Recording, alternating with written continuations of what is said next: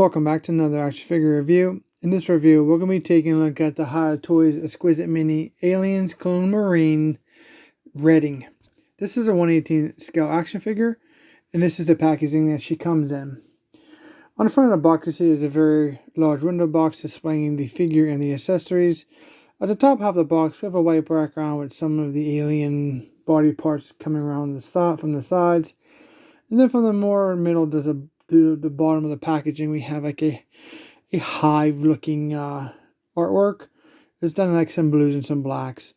At the very bottom, we have the Aliens Colonial Marines logo and the Redding nameplate just below that. On the bottom left, we have choking hazards symbols. We have a little logo down there, and then we have the Hiya Toys logo on the bottom right.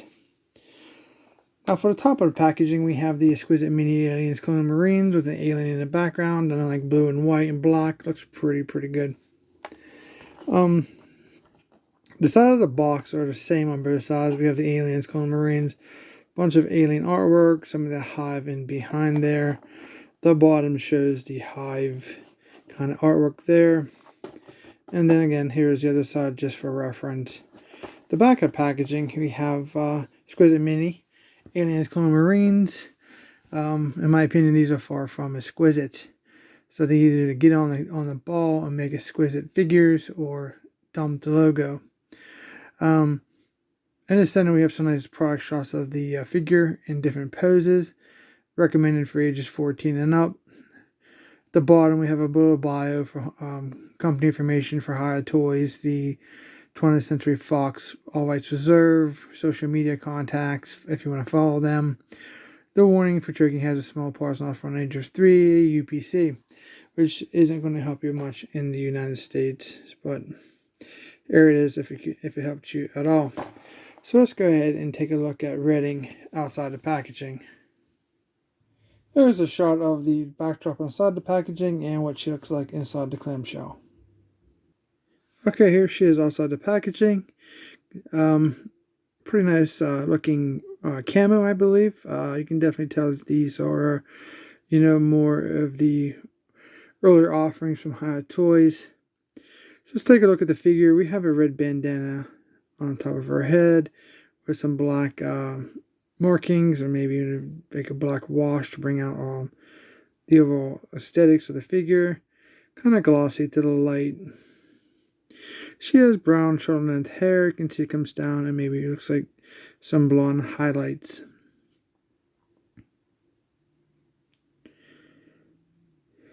Facial expression is pretty much a standard face expression. Really nothing, just a normal looking face. The flesh tones of the arms and the face are kind of off in my opinion. They look more yellowish than they look like more of a Caucasian female. I think this is what they're going for. She has a armor vest on with shoulder pads.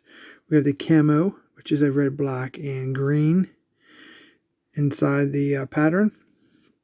She has some straps, like a flat back straps over. And what's cool about all of the Alien and Colonial Marines, they do have their name printed on their chest. Her traditional shirt and pants are like the Colonial Marines camo pants and clothing. She has the grays and the bluish greenish color camo. She has black gloves here with the fingers cut out and the top patch of her hand. And on this particular arm, she has the white straps, and it's not present on this side. She has a gun holster for a pistol. She has knee pads and shin guards that match the chest vest. And she kind of has these flat blackish boots to round off her overall look. Looks pretty cool. Aesthetically, she's going to look good on your shelf. I think the camo is probably the strongest overall image of these figures. Playability and quality is a whole different ballgame. The materials are more of a harder plastic, so it's going to be prone to breaking. Since the flesh tones are painted on, the paint seems to gunk up any joints or moving parts that accompany this figure. So when you do pick up this figure, you want to take very care and inspect your figure for tightness, stiffness, and so you don't want to force your joints. I recommend you heating them with a hair dryer as many times as you need to, like heat it, try it, and if it's still stiff, keep doing it until you will eventually get to where a working joint is present. But do not put it in. Don't recommend putting them in hot water because you're going to either get paint runs or you're going to warp the plastic, and you're just going to be out of luck with your figure. So I did some preheating in this figure. There are still some stiff joints. I will try to get through the best I can. So I'll show you articulation as I feel comfortable with the range without to prevent any kind of damage. So with her head, she is on a ball joint 360 all the way around. She has small side to side. She can look down and up. A small range. Now her arms are on a ball joint. They would rotate 360, adjacent to her body, but she has a shoulder pad, so you just kind of like gotta go around them if that's something that you require. I'm not going to do that because I want to force the joint. And the arms would go up about straight out because of the shoulder pads. There's a 360 rotation at the elbow. There's a bendable elbow. They obviously come up. Both arms are the same in articulation. It gets you just about 90 degrees. The hands are just pegged in, so they rotate 360. There's no other articulation on in and out or up and down. Not sure about chest articulation because you're going to have to tear the figure apart to get this vest off because it doesn't come off without removing the head and the arms. I don't recommend that on these older higher toy figures. There seems to be a waist swivel, and it appears to be a 360, but I'm getting a significant amount of resistance and I don't want to force the figure. She does have a very loose belt with these two little pouches on, just like Bella has. She has thigh rotation. You have to break free of this little ball at the top of the leg, or you got to try to get in and hold that to get that to come out. It can be quite challenging to free that up. Her legs spread about that much. I'm getting a lot of creaking and I don't like it. This way, you can hear the creaking probably in the video. She can sit to a degree because of the low crotch cut. Her legs can't go high enough to get a perfect 90-degree sitting position for vehicles, which if you want to spend that amazing $300 on the APC, you're not going to be able to sit your figure in anyway. You can see how low that cut is right there on the crotch piece. She does have a double jointed knees, and it's like a soft ratcheting. Gets you about that much. Maybe a little bit more, just a little hesitant about like forcing anything. So you might get a little better range there. The feet do pivot down and back to stationary. There is no 360 rotation at the ankles. But all of my, she looks good on your shelf. So her playability is going to be a very gentle play after you free up the joints. So that's something you want to keep in mind. These retail for like $19.99. They're $20 figures. So I don't recommend it for kids. Of course, you can buy and do what you want with your figures, but I'm giving out a recommendation and a review. I don't think it would survive an hour in a child's play. So for accessories, she comes with a stand. This is the same stand we're seeing with all the Colonial Marines, which is great, so you can continue your flooring if you're trying to build that diorama. They also have pretty much share the same design and color palette as the Predators that I can remember. So you can even add those also. Now, if you have your Colonial Marines up against your aliens, and you probably can put your Colonial Marines up against your Predator figures also. She also comes with two of these H&I style brackets, whatever you prefer to call them. And they are just simply to connect multiple stands together, either on the sides or top and bottom, like so. And then you can make your floor base however you see fit in your display base. She also comes with a flamethrower. It's done in green and black. There's some silver dry brushing throughout the flamethrower.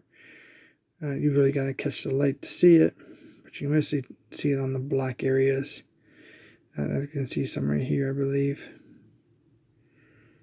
It's a pretty interesting way. You have your fuel tank here, and then the muzzle here that you can shoot out flames to burn your aliens. It's pretty cool.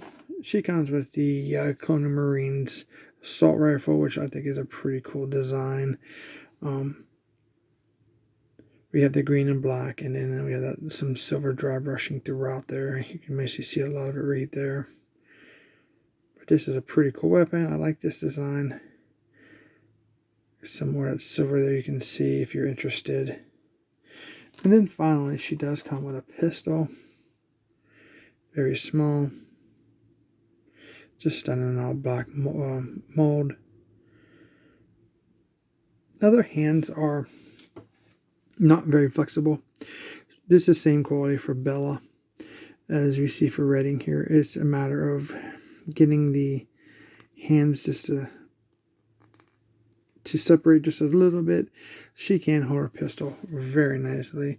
There is no trigger finger that goes inside the trigger guard, so it kind of looks a little off, but it doesn't look bad. She can hold it nice and straight, which is a plus. This is pretty cool.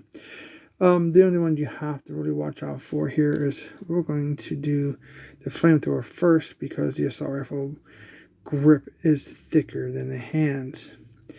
This is one of the problems that's consistently throughout a lot of companies. They use the same weapons for the male and female characters, but then they make the hands smaller for our female characters and don't compensate for the grip on the pistols, on the assault rifles, or even other accessories. But you can see she can hold that pretty good.